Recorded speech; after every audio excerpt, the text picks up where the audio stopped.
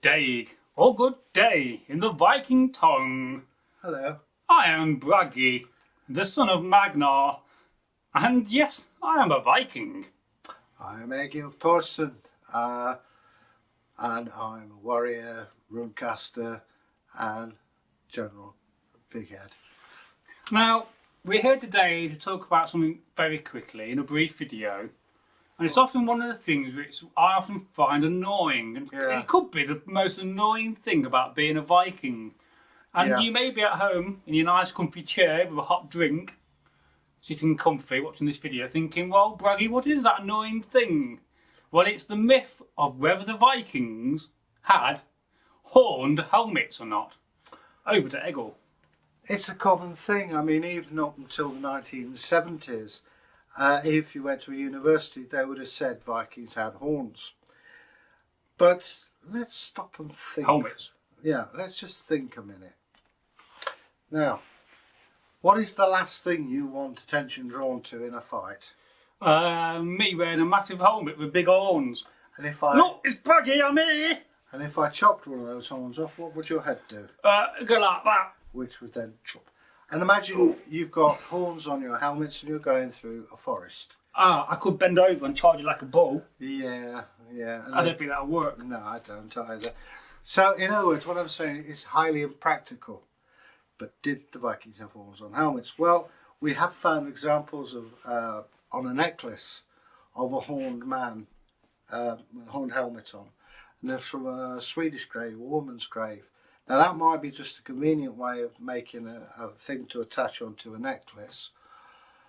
But I think it's more likely that in certain religious circumstances, in certain periods, they had horned dancers. If you look at the Sutton Hoo, they've got horned helmets as well. Really? Oh, right. Yeah, on the plates. Yeah. And I think it was ceremonial dance. Maybe it was hunters going out hunting bison and wearing a horn helmet. Then makes sense. So where do we get the misconception where we get horned helmets There's from? a number of problems. One was misdating by the Victorians. Oh, those pesky Victorians again. There was a helmet found in the River Thames. Yes. With big horns. The Iron Age helmet. Yeah. Well, we knew it was Iron Age. They said it was Viking at the time. But also it's a ritualistic object, never meant for fighting. Secondly... Well, fighting a helmet like that is very impractical. Secondly, cheek pieces, when they're fighting, they're down. And when you've not, they used to tie them up. Right. And if you look at them head on, it looks like they've got horns coming out of the helmets. Yeah, we don't have a helmet like that. No. Yet. Thirdly, if you go to certain parts of the East, and you talk about Alexander the Great, to us he's a hero. Out in the East he's anything but, and he's always portrayed with horns. And even on coins you'll find coins of Alexander, he's got horns. And bear in mind these are pagan people when they first came over, and the monks would say they're devils. How do you know? Well, they've got horns. And it's a way of blackening their name. So how long have we associated the devil with horns then? Is that a long time? Well, I mean, he was the old god of the forest, and he had horns right back from the get-go. So, you know, again, it's another form of propaganda against the Vikings. It's misinterpreting things. If you look quickly with somebody with the cheek pieces tied up, and I've done it myself after battles in a hot day, it's surprising how the air comes away from you when you wear a spectacle helmet. That's what made me wonder about the Sutton Hoo helmet, where it's a full face job. I think you'd suffocate, but that's neither here nor there. Well, we are going to test our Sutton Hoo basic helmet, our income back. Rather you than me, mate. I'll be wearing it, not you. Yeah, well, I should get by with some oxygen.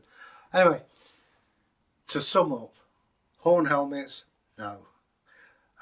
We have only about a dozen or so examples of original Viking helmets, none of which have had horns or had horns attached at any time.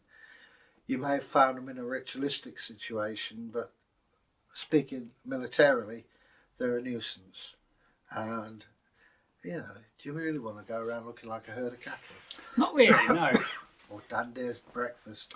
And Desperate Dan, sorry. if you was a Viking back in the 9th century, would you have heard about horned helmets? Would that be a myth left over from the Iron Age still? You may well have promoted that image to the monks to frighten them. You know, you think about it, devils coming out. Well, of course so. Well, just look at Blackbeard, for instance, as an image of propaganda of fear when he went to fighting, you know. He was a cheerful chap, He wasn't he? was indeed. Yeah. Would you like to see a video on Blackbeard? We could do that. Yeah. We'll do it for International Pirate Day. I would certainly, I would certainly like to see it. Do you know the origin of that accent? No.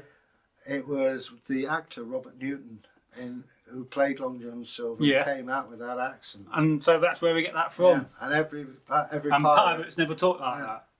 They probably talked Old English. Well, I think that's a very fascinating sort of video. And what do you guys think? Do you have any questions for us about the myth of horned helmets from Vikings? If you have any comments or any more information you can add, then please do so. After all, we do love your conversations in the comments threads. So, what should they do, Egil? Press the old subscription bell up there in the corner and leave us a comment, please. We will get back to you eventually. It does take time. Oh yes, and if you are on Reddit, then please share our content on Reddit for us, because that would really get us more views. And if you're a frog, look us out on Ribbit. Yes, well that's another thing. Egil just invented a new website there for frogs. And on that point, we'll say goodbye. Goodbye. No, you just said something there. Right, we'll come in a minute. What? No, it's nothing to do with helmets. What it was, you know, you're talking about voices. Yes. And everybody, if you think of a frog, everybody says the Ribbit. French. Yeah. Well, no, I had a Welsh frog. Oh, right. I'm a common frog, which means a very lot of us about. And I'm very rude, see? I'm the Welsh frog. Just come by here. And to me, Welsh and frog went together. Well, it doesn't with other people, because everyone thinks they're French. No, it's a Welsh frog. Whose frog is that told?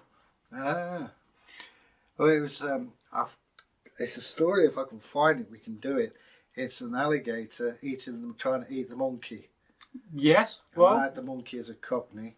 if you want to tell that tale, you can. I've got to find out and remember it. I did it. I illustrated it, and I had the Welsh frog. And It reminds me of the she shanty where they eat the donkey's heart and the monkey's liver. well, the monkey doesn't get it, unfortunately. But there you go.